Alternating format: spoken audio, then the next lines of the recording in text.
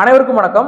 அண்ணன் சீமான் அவர்கள் கடிதம் கொடுத்ததால் இலங்கை தமிழர் ஒருவருக்கு பிரான்ஸ் நாட்டில் குடியுரிமை வழங்கப்பட்டிருக்கிறது அப்படின்னு சொல்லி 3 நாளைக்கு முன்னாடி ஈழத்தமிழர் ஒருவர் காணொலி ஒன்றை வெளியிடுகிறார்.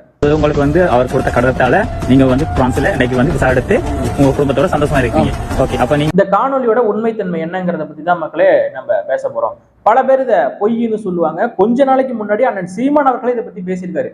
நான் கையெழுத்து போட்டு கொடுத்தா பிரான்ஸ்ல குடியுரிமை கொடுக்குறாங்க, சுவிட்சர்லாந்துல குடியுரிமை கொடுக்குறாங்க, ஐரோப்பிய நாடுகள் எல்லாம் நம்மளை வரவேற்கிறாங்க, நான் கையெழுத்து போட்டு கொடுத்தா அந்த நாட்டுல தமிழர்களுக்கு குடியுரிமை வழங்கப்படுகிறது அப்படின்னு சொல்லி அண்ணன் சீமான் அவர்கள் சொல்லியிருந்தார்.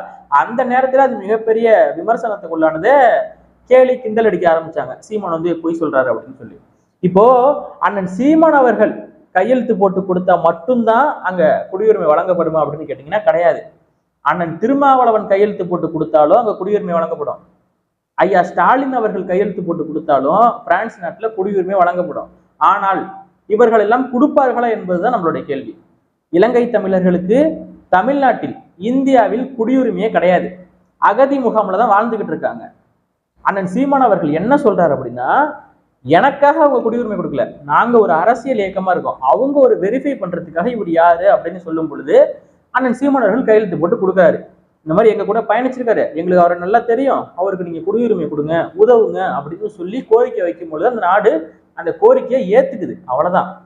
இதை விமர்சனம் செய்ய வேண்டும் என்று, ட்ரோல் செய்ய வேண்டும் என்று உங்களுக்கு எந்த அவசியமும் இல்லை. இது முழுக்க 100% உண்மை. ஐரோப்பிய நாடுகள் நம்மளை சொந்த தாயக மக்கள் போல வந்தால் குடியுரிமை கொடுத்துருது. நான் கடிதம் கொடுத்தால் பிரான்ஸ் குடியுரிமை கொடுக்குதுங்க. நான் கடிதம் கொடுத்தா டென்மார்க், பிரான்ஸ், சுவிஸ் குடியுரிமை கொடுக்குது. 100% இந்த செய்தி உண்மைதான். நான் சொன்னது போல தமிழ்நாட்டிலிருந்து ஒரு வலிமை மிக்க எந்த ஒரு அரசியல் கட்சி தலைவர் கையெழுத்து போட்டு கொடுத்தாலும் பிரான்ஸ் நாட்டில் குடியுரிமை வழங்கப்படுது. ஐரோப்பிய நாடுகளில் எல்லாம் குடியுரிமை வழங்கப்படுது. அவ்வளவுதானே ஒழிய இதை ட்ரோல் செய்யணும், அண்ணன் சீமான் அவர்களின் பெயரை களங்கப்படுத்தணுங்கிறதுக்காக சீமான் பொய் சொல்றாரு, உருட்டுறாரு, இப்படிலாம் ஒரு மனுஷன் உருட்டக்கூடாது அப்படின்னு சொல்லி அவருடைய பெயருக்கு களங்கம் விளைவிக்க வேண்டும் என்பதற்காக திராவிட தரப்பினர்கள் சில ட்ரோல் செய்வாங்க. இன்னைக்கு அது எல்லாமே பொய்ன்னு சொல்லி சல்லி செய்தியை நம்ம நொறுக்கிக்கிட்டு இருக்கோம்.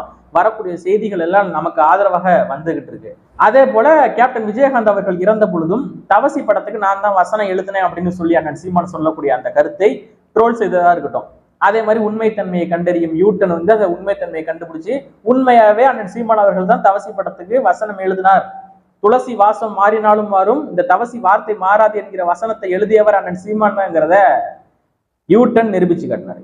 இப்படி பல்வேறு விஷயம் இருக்கு மக்களே. இப்போ இந்த ஒரு விஷயத்தை நம்ம எதுக்காக பேசிக்கிட்டு இருக்கோம் அப்படின்னா, சில சிறிய வயதில் இருக்கக்கூடிய நபர்கள் அவர்கள் எல்லாம் பாத்தீங்கன்னா ஒரு மனிதனை ட்ரோல் வீடியோ செய்வதன் மூலமாக அவர்களின் மனநிலை அந்த நபர் மீது தப்பா போய் சேர்ந்துருது. ஒரு ட்ரோல் வீடியோவை பார்த்துட்டு இப்ப கோபி சுதாகர் இருக்காங்க அப்படின்னா அண்ணன் சீமான் அவர்கள் பேசுவது போல சில விஷயங்களை நகைச்சுவையா பண்ணுவாங்க.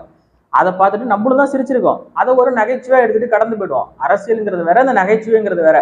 ட்ரோல் ட்ரோல் இல்லாத கட்சி தலைவரே கிடையாது. எல்லா அரசியல் கட்சி தலைவரும் ட்ரோலுக்கு உள்ளாயிருக்காங்க. அண்ணன் திருமாவளவன் தொடங்கி, பாட்டாளி மக்கள் கட்சி தொடங்கி, ஐயா ராமதாஸ்ல இருந்து எல்லாமே, ஸ்டாலின் ஐயா தொடங்கி பிரதமர் மோடி வரைக்கும் ட்ரோலுங்கிற ஒரு விஷயத்துல மாட்டியிருக்காங்க. எல்லாருமே அதுல இருப்பாங்க. அந்த ட்ரோலுங்கிற விஷயத்த வச்சு நீங்க ஒரு அரசியல் கட்சி தலைவரை முடிவு பண்ணக்கூடாது. அப்படி சில நபர்கள் இன்னமும் பண்ணிக்கிட்டு இருக்காங்க. அதை பார்த்து ரசிச்சுக்கிட்டு சிரிச்சுக்கிட்டு இருக்கக்கூடிய நபர்களும் இன்னும் இருக்காங்க. அவர்களுக்கெல்லாம் என்னதான் வேணுங்கிறது தெரியல. இன்னைக்கு, அதாவது இன்னைக்குன்னா இன்னைக்கு இல்ல, இந்த வாரத்துலதான் ஒகேனக்கல் பக்கத்துல இருக்கக்கூடிய ஒரு கிராமத்துல வலுக்கட்டாயமாக வீடுகளை காவல்துறையினர் இடிக்கிறாங்க.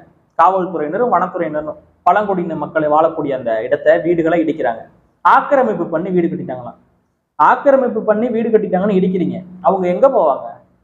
இந்த அரசு அவர்களுக்கு மாற்று இடம் ஏதாவது ஏற்பாடு பண்ணி தருமா? 10 நாள் கொடுங்க, டைம் கொடுங்க, நாங்களே தங்கிட்டு காலி பண்ணிட்டு போயிடுறோம், இடிக்காதீங்கன்னு சொல்லி கையெடுத்து கும்பிடுறாங்க. அடுத்த நிமிஷம் எங்க போவாங்க? இந்த நிமிஷம் நீங்க இடிச்சிட்டீங்க, அடுத்த நிமிஷம் நம்ம எங்க போவோம்னு சொல்லி அவர்கள் எல்லாம் கதறு அந்த காவல்துறையினர் அவர்கள் எல்லாம் பிடிச்சிட்டு போய் தள்ளி விட்டு எல்லாத்தையும் அந்த இடிச்ச காணொலியை பார்க்கும் பொழுது நமக்கு மனசு பதறுது. ஐரோப்பிய நாடுகளில் நமக்கு கிடைக்கிற மரியாதை கூட தமிழ்நாட்டுல கிடைக்கல, இந்தியாவில கிடைக்கல. இலங்கை தமிழர்களுக்கு இந்தியாவில் குடியுரிமை கிடையாது, அகதி முகாம்ல இருக்காங்க. அப்போ நம்ம தாய் தமிழகம் அப்படின்னு சொல்லிக்கிறதுக்கு நம்ம வெக்கப்படணும், வேதனைப்படணும்டா. அவ்வளவு வலி. ஒவ்வொரு இன்னைக்கெல்லாம் காலையில இருந்து இந்த மாதிரியான செய்திகளை பார்க்க வேதனையா இருக்கு.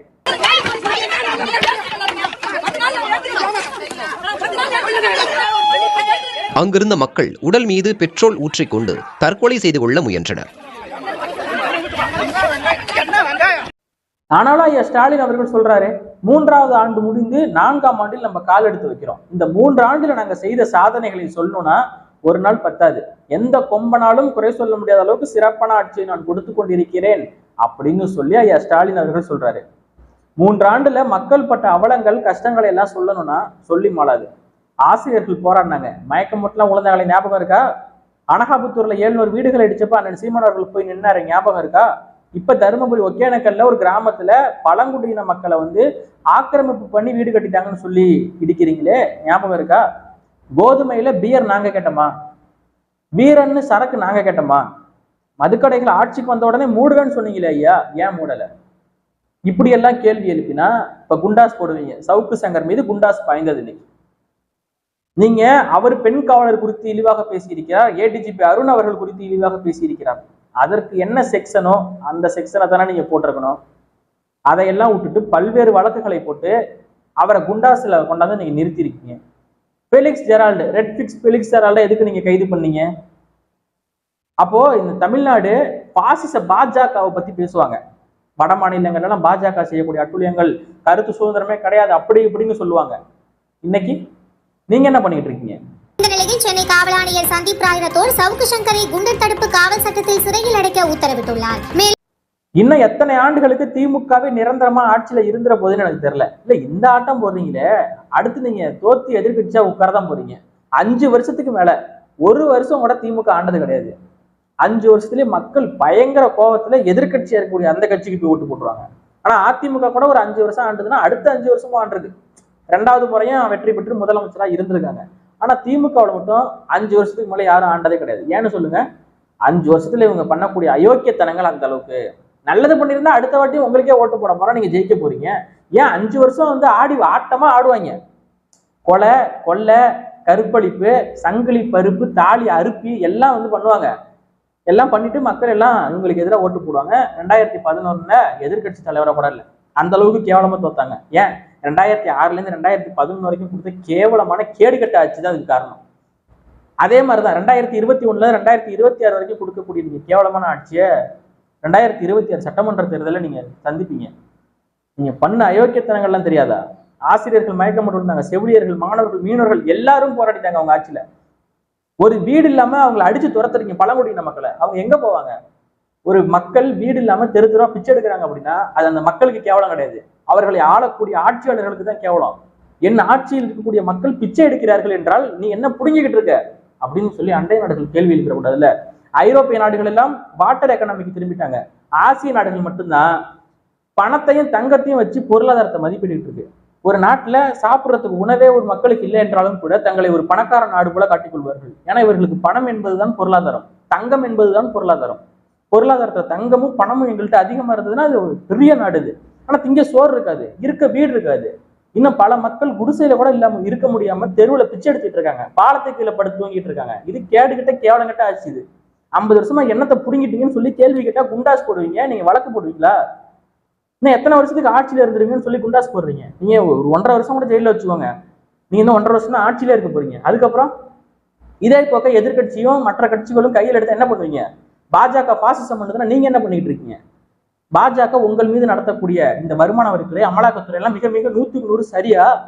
நீங்க சொல்லுவீங்களா சரின்னு? எங்களை பழி வாங்குது பாஜகன்னு சொல்றீங்கல்ல, அப்ப மட்டும் உங்களுக்கு வலிக்குது இல்ல? கலைஞர் கருணாநிதி அவர்கள் கைது செய்யப்பட்ட பொழுது அவர் எப்படி கத்துனாரு வழியில? ஐயோ அம்மா கொலை பண்றாங்கன்னு கத்துனார்ல, அவருடைய மனநிலை அப்ப எப்படி இருந்திருக்கும்? அது பேர் பழிவாங்குற நடவடிக்கை. இப்ப நீங்க பண்றதுக்கு பேரு